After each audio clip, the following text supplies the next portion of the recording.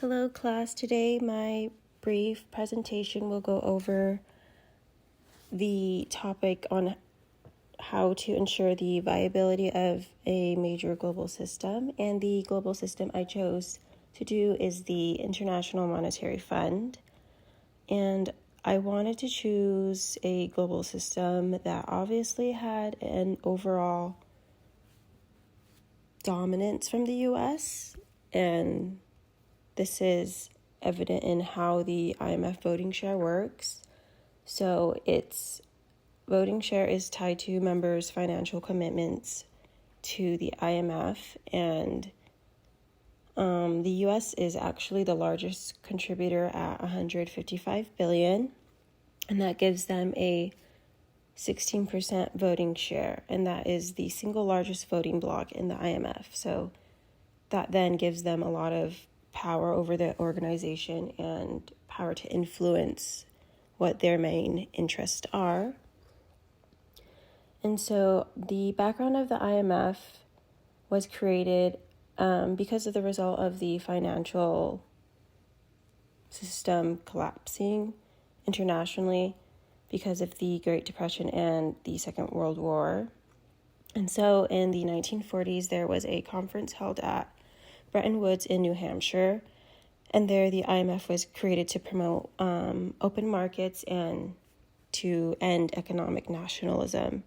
So the IMF is really seen as a global financial regulator that includes activities like surveillance, lending, and technical assistance.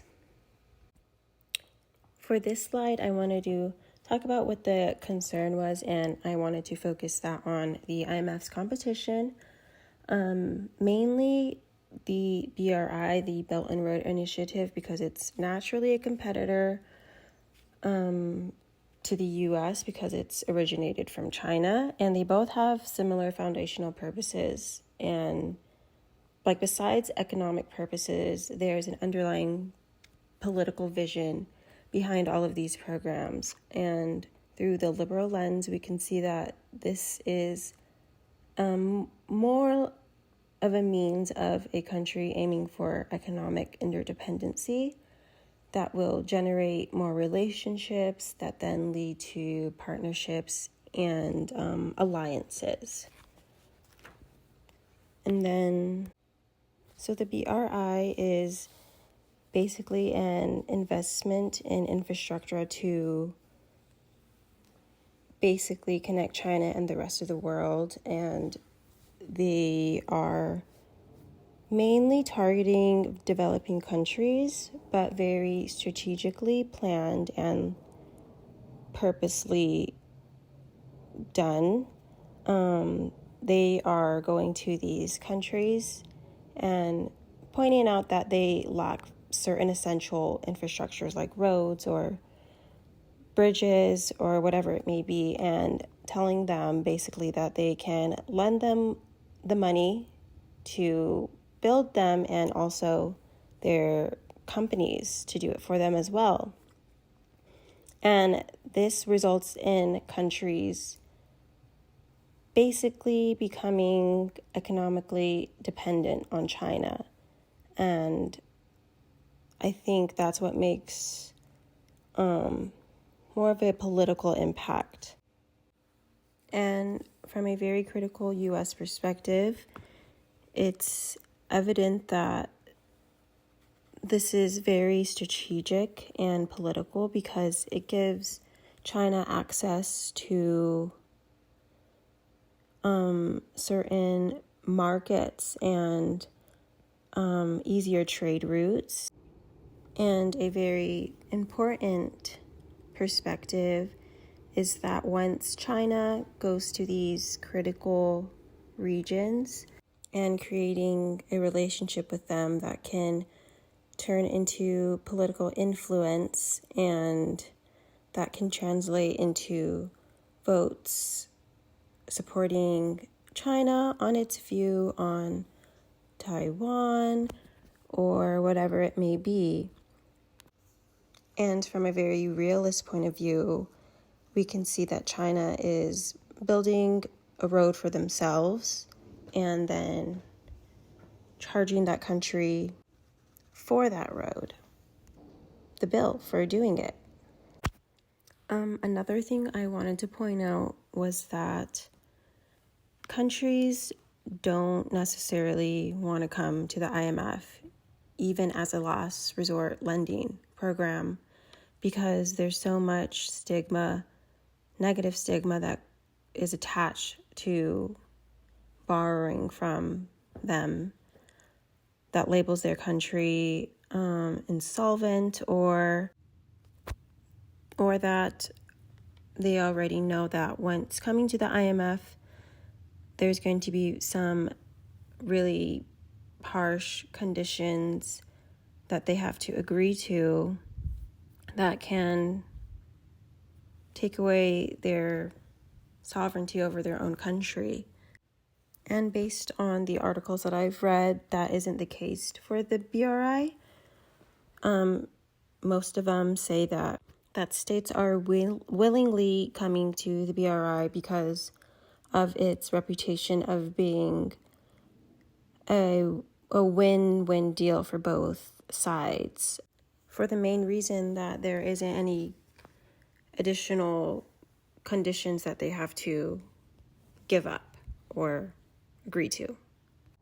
And the example I put is from Greece, and the fact that Greece is normally known to want to work with Western institutions, but since these deals and programs have been working for them with the BRI, it's creating a more deeper tie that is creating jobs for the local Greeks and even turning into more investments.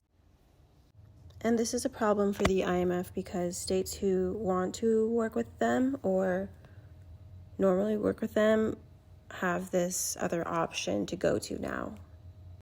And another problem that could be a possible national security threat is that at these ports that the BRI are going to and building at are future ways the Chinese can advance their security concern. And the article points out that at these ports, they are connected to Chinese laws. So the first one would be that at the ports that are being built overseas or at home must be built to the standard designs of the PLA, which is the Chinese military, that will eventually accommodate their Navy ships. And the other alarming law would be that all Chinese, including its military, its companies, and everyone that is involved in any project from the Chinese, are legally required to support the PLA, not just in war, but in peace times as well. And also what another source pointed out is that at these ports, they are obviously intended to support supply chain and like import and export for trades, and therefore they will naturally want to protect these ports with coast guards and whatnot.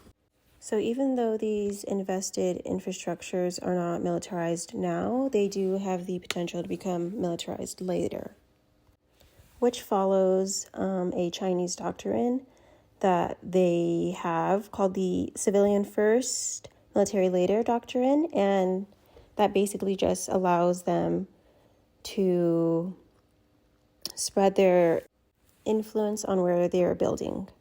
And like I pointed out, that this is a very similar way that the U.S. will spread its influence to the rest of the world through the Monroe Doctrine, or like manifest destiny. So this brief points out that this isn't just a competition between the IMF and the BRI, and that it's actually a competition between the United States and China.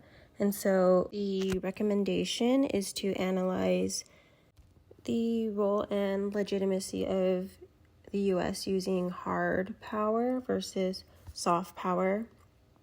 In this case, where we see that China is effectively using soft powers that isn't normally done to achieve any type of economic and political power. And it's definitely not the norm for the United States. And this is something I didn't include in my brief, but at the G7 or one of the G7 summits, they actually introduced an alternative to the BRI. And I'm actually very interested in knowing what that could possibly be and like how they're going to use their power and influence in a similar way, or if it's just really nothing different than they normally do.